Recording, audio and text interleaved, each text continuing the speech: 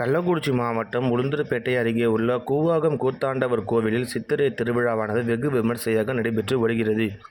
இந்த விழாவின் இறுதி கட்டத்தை எட்டிய நிலையில் கடந்த 29ஆம் தேதியன்று சித்திரை திருவிழா தொடங்கி 18 நாட்கள் மகாபாரத சொற்பொழிவுடன் வெகு விமர்சையாக நடைபெற்று வருகிறது.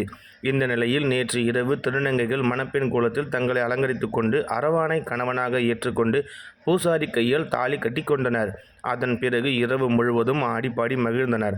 புதன்கிழமையான இன்று காலை திருத்தேரோட்டம் வெகு விமர்சையாக நடைபெற்று வந்த நிலையில் தற்போது திருநங்கைகள் அணிந்திருந்த தாலியை தொடர்ந்து வருகின்றனர். அப்போது திருநங்கைகள் நெற்றியில் உள்ள பொட்டை அழித்து வளையல்களை உடைத்து தாலியை தொடர்ந்துள்ளனர். திருநங்கைகள் மட்டுமல்லாமல் பொதுமக்களும் ஒரு நாள் தாலி கட்டி கொள்கின்றனர்.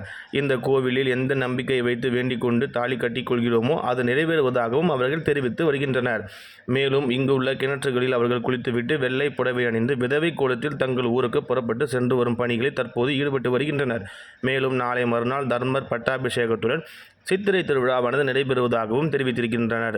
கூவாகம் கூத்தாண்டவர் கோவில் திருத்தேர் திருவிழாவில் ஏராளமான திருநங்கைகள் மட்டும் அல்லாது பொதுமக்களும் பலர் கலந்து கொண்டிருக்கிறார்கள். இதில் பாதுகாப்பு பணிகளும் தீவிரமாக ஏற்படுத்தப்பட்டுள்ளது. பந்தலடி என்று சொல்லக்கூடிய இந்த இடத்துல தான் தற்போது திருநங்கைகள் இந்த தாலி துறக்கும் நிகழ்ச்சியில் ஈடுபட்டு வருகிறார்கள்.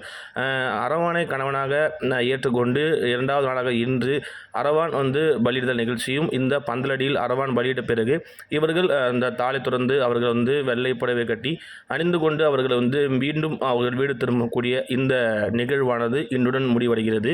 இதில் ஏராளமான திருநங்கைகள் இந்த நிகழ்வில் பங்கேற்றிருக்கிறார்கள்.